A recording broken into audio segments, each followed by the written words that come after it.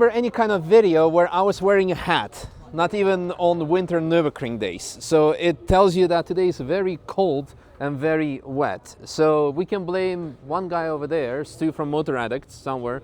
He's smart, he's hiding inside where it's warm. And he said, what are you doing on this particular day? Like, actually nothing. Oh, would you like to come over to Donington Park? I'm like, to do what? To drive a BTCC car and have a passenger with Nic Hamilton. I'm like, well, I have nothing else to do, so why not? So, we have here BTCC Seat. It's not a Cupra, it's a Seat. And to explain everything behind it, Kyle, the #1 mechanic of the car, can tell us what this is. So essentially it is a 2021 Seat Leon, but they branded as Cupra. So this is the current spec NGTC British touring car that Nick and Dexter race. As with all touring cars, 2-litre turbo, 4-cylinder. So we run the front-wheel drive setup. They all run the same X-Track gearboxes. Again, adjustable ratios, 4th, 5th and 6th are all adjustable. They all run AP touring car brakes. Yay, we love APs. Yep, front and rear. Amazing. Oh, rear. I need to get that from a Civic, the rear as well. Nice. Some mild aero. Doesn't stick out a lot. It does something more on this side because it's actually hidden beneath the roof line. So it does something. Yeah, so with the regulations, it can only be a set distance out and up or down from the roof line. So it's more, we only have it adjustable for angle as opposed to anything wild or crazy. Yeah, I guess you also want it to be a bit dancey. Yeah, so as much as it looks like it doesn't do much, when you do tweak it, the driver, they do notice it. So it does more than you think it does. Well, of course, I mean, every small bits matter. Yep. As you can see, we are today on very wet tires because it's very wet and cold. Otherwise, I wouldn't be wearing a hat. Do all BTCC cars need to have 4 doors? Generally, yes, nowadays. It wasn't initially, but because of how they are now, everyone tends to run saloons or hatchbacks because, again, there's set sizes the cars need to be. And predominantly, that falls into most saloons and hatchbacks. Okay. What's the BOP roughly of the BTCC series? So they all tend to run, so minimum weight I think is 1312 with driver. Okay. So that's minimum weight with driver. Again, when they finish a race, if Toka want fuel, they need to be able to pull out 3 kilos of fuel. Okay. And they're all sort of about 400 horsepower. Okay. They never tell you figures, but that's where we're somewhere led to believe. around. Yeah. So how's it like BOP measured? Do you have like some fuel flow sensors or something, or what do you do? Mapping? So yeah, the car runs 2 map sensors, one for the engine and one for Toka, and that's how they measure everything. Toka will have had all the engine dyno stuff, so some engines will run more boost than others because some require more boost to make the power than others. But it's all regulated, all monitored, and it's kept on top of all the time. I definitely want to see underneath the bonnet, but can we also somehow see something from the back? Because that's also some secret sauce assembly. Yeah. There's. So in the rear, we have the. I'm taking notes for the Civic build. Ah, push rod suspension. It's all inboard on the rear. Nice. Obviously quite mucky at the moment, but if there's anything secret what I'm not allowed to film, no, seriously, is there anything? I don't think so. I'll check with Jay, but I don't think so because we can't see any spring rates or anything like that. Yeah. And plus, if you can see, it's set up for our free testing day for today, so it's who cares? We have no regulations today. Nice, very nice. Fuel cell. How much? How big is the fuel cell? ATL, and it's supposed to hold 60 kilos, so roughly 60 litres. Nice. All right. Now, yeah, let's have a look underneath the bonnet. So, where it is. Putting Nick's helmet in it. Yeah, so Nick, if you want to do inside quickly, so Nick runs a completely different setup. So this is currently Nick's chassis with Dexter's pedals and controls. Oh, AP racing pedal box? Yep, so it's got AP racing pedal. Same what the Civic is going to have? Okay, can we do under the bonnet or not? Is he allowed to do a little bit under the bonnet or not? Okay, perfect. Okay. Yeah, so we got AP pedals, we got wood, or however you pronounce it, a steering column from America. all Cosworth electronics throughout the car. Nice. Some big dash. That's good. Yeah, it does a lot of info, and we can do custom screens to what we want. So you have a brake bias regulation. Yep, so brake bias again, AP unit. The pedals are adjustable, so you can get that as much as you want. You can change all the cylinders on the pedals. Okay. So you can have that set up how you want. Are you running the springs on the calipers? Yes. Yeah? Yes. You can take them out for less friction. Ask me how I know. But yeah, again, onboard suspension, tubular front subframe that comes on and off. We're currently running the M Sport Toka engine. Maybe it's a bit loud, but wherever. It's somewhere out there. Somewhere. UK weather, yay. So we've got inboard roll bars, which are all adjustable. From the inside? Or is it... No, so it's here. So again, you can have these stainless or titanium. You can have different thickness roll bars. Nice. Yeah. So, like for people who don't know, like the front, there is nothing factory car from the front. The whole assembly is all tubular chassis on the front end, so it's like not comparable to the stock car. However, what I was surprised by is that the engine is in kind of stock position. It means it has no dry sump, but I expected it to be much lower, that you would see also from the older days BTCC cars. Yeah, so these cars are a fraction of the cost of what they used to spend in Super 2000s and stuff. Yeah. So Super Tourers, they were like £1.3 million, I think some of the Mondeos were. Yeah. These are around $350 to build from scratch. Wow. So yeah, but that's not including development. That is, you start with a chassis, fabrication, and all the parts. Yeah, but still, this is like quite affordable for like a very competitive reason. I've been told some numbers. So full season costs like around 350. Yeah, so I think that's the lower end of the scale, and then I've heard from some of the other teams upwards of 700,000 to 800,000 for the season. Yeah, that's crazy. To give you a comparison, but you do get like what, 9 rounds? 10 rounds? 10 rounds. With 3 races each. Yep. And also some free practice and that kind of stuff. Yeah. So there's a lot of driving time involved actually. So it's actually not that bad. It's expensive, it's crazy expensive, but to give you a comparison perspective, like GT4 costs similar to more on a Nürburgring. Yeah, more.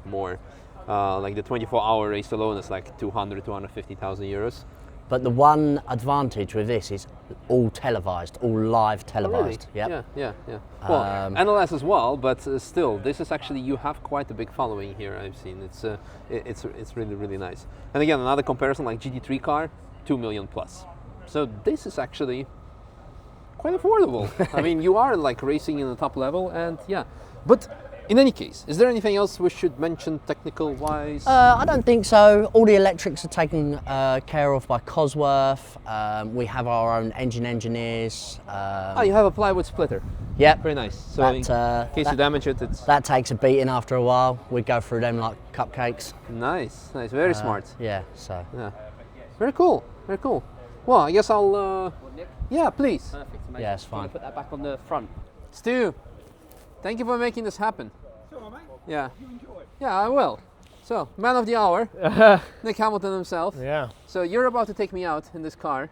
Yeah, to show me around how to drive the one and only Donington Park. Yeah, you're driving later, aren't you? Yes. Okay, yeah. cool. So yeah, it's all up to you. So people gonna like praise you or blame you for teaching me the proper way. Yeah. Well, I think it's never the driver. So I'm going to take you out for a passenger lap, and then Dexter will be your driver coach. Yeah. So if you spin, it's because of him, not yeah, because absolutely. of me. We should build like a second set of AP pedal box on the passenger seat. So that'd be good. No, it should be good to have like a dual controls. Yeah. It can be a bit sketchy being in the passenger seat and you haven't got any control of the driver itself. Yeah.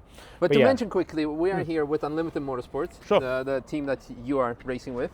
Yeah. And this is something that people can just come and do essentially. Well, they more or less. Yeah, so the team wanted to do something really special, and most teams, no team does this, where pretty much any average person, your general day-to-day person, comes and drives a car. You know, a British touring car is is not an easy car to drive.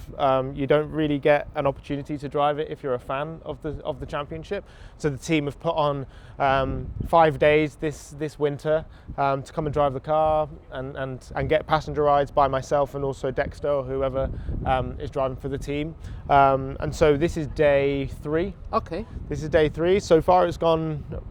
My car hasn't really worked, unfortunately, today. We've had a lot of issues with the engine, but at least it's not competition today. So yeah, it's not. Yeah, absolutely. But it's yeah, we're at Donington. It's very greasy today. It's like in between. Initially, it was in between, like wet and dry. It was almost like too wet for slicks and too dry for wets. So it was tough. And it's just been like this all day, really. So it's a bit grim and it's a bit cold. But at the end of the day, it's about getting passengers in, getting to experience what it's like to be in a touring car, and I get to just drive. Nice. Which How I long enjoy. have you been doing that? So I've been racing in British touring cars for the last 5 years. Nice. So yeah, I've been in the championship. I did a couple of rounds in 2015. Was my first time, and then I've been in the championship since 2020.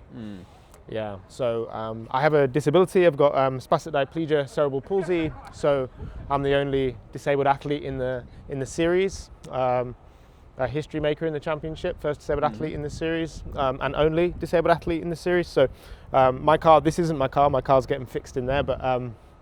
Yeah, it's completely different in terms of its modifications and pedals and stuff. Okay. Just because I can't flex my ankles like most able-bodied drivers do. I use my thigh muscle to accelerate and brake. Okay. Whereas a lot of people use their toes basically to do that. So I have a real thick and wide accelerator pedal and a real thick and wide brake pedal. And then this is my steering wheel. I have a hand clutch on the back here. They're on both sides.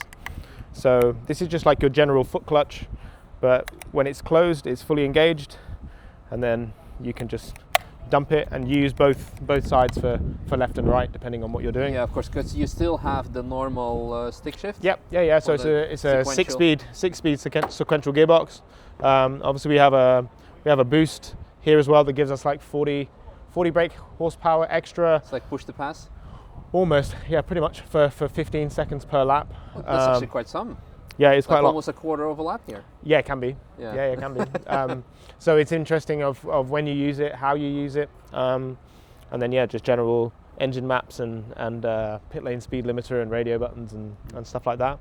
But the championship is a family orientated championship. People that can see their Cupra drive past them pretty much. If you've got a Cupra at home and you go to school in it, really this is a Cupra on the outside but a touring car on the inside.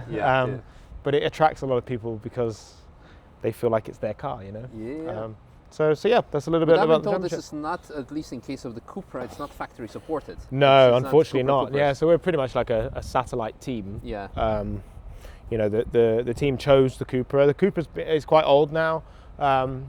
This car was built in 2021. Yeah. And at the end of the day, it all comes down to budget and funding. Of course. And the team don't have the funding that most of the top teams, have. So the car is slightly underdeveloped. It's we'd have liked to have been more competitive with it this year. So where are you on the grid then? So I mean, the championship is finished, and what was the top result of the year? So we had a best result of like 13th or something. Okay, the grid was like 23. That's good. 20, 23, something like that. Yeah, it's tough. It's a tough championship. Yeah. Right. And we're in a car that is underdeveloped. Yeah. So it's about a second off already before you drive it in comparison to the top team. So we try and do what we can with it. But yeah, so I think Dexter ended up 11th this year. I think I ended up 15th this year with our best results. That's good. But that's all we can do with what we have. From your side, I mean, if you don't mind me bringing this up, for someone with disability, as you said, sure. It's quite inspirational for people. Yeah, I mean, at the end of the day, I use my disability to inspire people. Yeah. It's great that I'm here, but when you're here, you want to win. You want to be as competitive and as strong as possible. It's been a good season. You know, it is hard driving a car that's not as developed as other teams, and we do struggle budget-wise. But yeah, at the end of the day, I'm grateful that I'm here. Yeah, you're able to do it. Yeah, absolutely. Yeah. And on such a day as today, you're able to share your passion with sure, people. Absolutely, and they get to you know, witness it firsthand. You know, my best result in British touring cars has been 6th place, and it was here. I did it here at Donington Park in 2023. You know, so it's a well-known place for me here. Very good. And yeah, I've done okay. Okay. There's more I can do for sure. Yeah. Well, I've done okay. One day you're gonna get that podium. That's what I plan to do. Yeah, That's my end goal. Epic. Yeah, well, yeah. Thank you very much for the introduction, and I'm looking forward to hopping in with you first. Absolutely. On the seat of your car that we will probably have a look at in a bit because it's getting some secret tweaks. Quick jump to Nic's car to look at the assembly. Yeah. Well, mechanics are hidden underneath. That's the extra horsepower right there. That's what we need. Right on. So what makes? Oh yeah, those are the pedals. So pedals are completely different. You can see that the accelerator is the brake pedal is the same width as the initial clutch pedal and the brake pedal together. So it just gives me more surface area to put my feet. So the left foot does the brake, the right foot does the throttle, and you can see that they're wide and they have grip tape on them as well, which means my foot doesn't slide, basically. And then this system here is the servo brake system. Okay. So basically I have a servo brake, which is what most automatic road cars have. Yeah, because usually the race cars don't have that, I guess. Usually they don't have it. No brake booster, and you just absolutely, need yeah, because it's harder to push the pedal, basically. So did you have to ask for approval from the championship regulations? Yeah, so the championship had to basically confirm and accept everything, homologate everything as well. And so yeah, so I have these different pedals and obviously the servo brake system, which is a pain in the bum itself sometimes because you have to do a lot of setup calibration, of course, calibration with it, with the amount of servo assistance that you want in comparison. And probably to extra weight, maybe? Not really. Not a it lot, doesn't really give too much, and we run the car underweight most times anyway, so it doesn't really, you know, affect us that way. But this way it keeps my leg consistent, being able to hit the correct pressure and the brake pressure. So yeah, that's how I drive it with my condition. And then obviously we have a molded seat, which is molded to my body. You know, just stops you from moving about and being as comfortable as possible. Epic. Thank you very much for showing it. Pleasure. I just want to see from here the absence of a shock absorber, because as we've seen it's over there, because push rod, yay. And after that I will be driving myself this particular car, so again, it's kind of looking forward to it. Never been here in Donington Park, never driven a BTCC car, driven I think TCR car, it's not exactly the same. I think TCR car is slower. It's got more. It's more got more aero, but it's slower down the straight, but it's got more aero, so you'll be actually faster through the corners. Yeah. But here you do not have that many corners here. It's mostly those all fast. But anyway, let's have a look. How first of all how Nic is going to drive me around, and then later how I'm going to drive you around. So let's go.